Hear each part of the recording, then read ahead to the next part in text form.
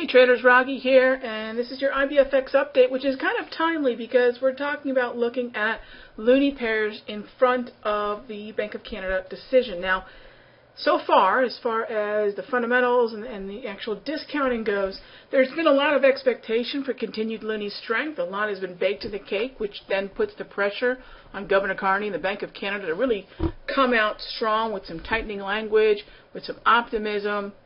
And at least if we don't get the hike now, we don't get that move from 1% to 1.25% now, which is unlikely.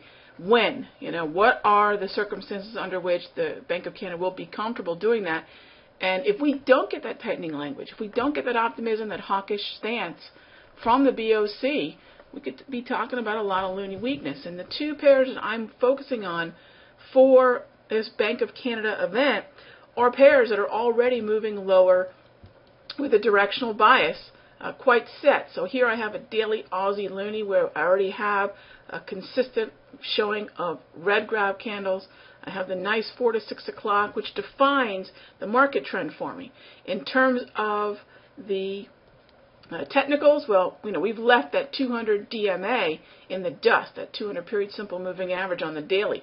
And we're actually just about 70-80 pips from parity. Now the challenge here is, if you look back at what's happened in the past as we near this area, this parity area is full of previous support, and any short position really should start thinking about protecting from any kind of bounce from the opinion of any bulls who feel pretty emboldened by parity, by a psychological level, and by these past areas where we've seen the market rally. So this would be obviously a threat to any short position.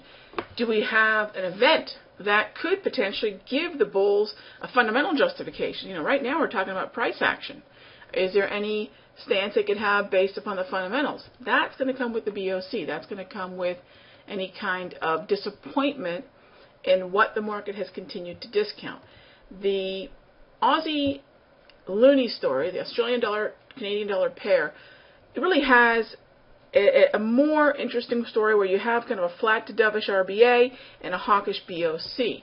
Now, if you take a look at the central bank backdrop of the dollar Canada, it's a different story altogether, because what we're talking about here is what has been already a certain discounting, a certain round of discounting based upon the initial expectation of stimulus from the Fed, which weakened the U.S. dollar, and then that continued hawkishness surrounding the Canadian dollar that's driven this pair lower. Now, we've just stopped. You see how the market just refuses to go much further down, because at this point we have a little confusion.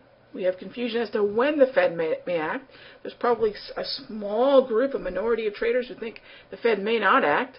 And then when it comes to the BOC, we have a majority that expects tightening language, hawkishness, and overall kind of an optimistic view of the Canadian economy despite some of the global slowdowns, okay, which is why we're not going to get the rate hike most likely. But at the same time, there's probably a minority of traders who are thinking, hey, there might be a bigger picture which is not being considered, which is perhaps a Canadian economy slowdown. And if we get language that supports that, if we get language that starts introducing that into play, then a different round of discounting is going to take place, and that will be loonie weakness. So as long as the dollar is kind of stable, we could see the loonie possibly bounce, and the dollar Canada possibly bounce, and we could see some loonie weakness, which I still think will be sold into, but it's going to change the backdrop, because we haven't been able to press the lower lows here, and I think that's because of the wariness of when will the Fed act, and the wariness, the unease of what it is that's going to come out of the Bank of Canada regarding what their focus points are going to be. So that's the way I'm focusing on this pair. I'm looking at specifically two pairs with clear directional bias. I'm looking at two pairs where I have a pretty good idea of the central bank backdrop. So we're covering the technicals, we're covering the price action, and then we want to make sure we have a decent grip on the fundamentals before we can start really saying we understand what's being discounted into the pair. So that's how I'm treating these two pairs, and these are my focus going into tomorrow's BOC.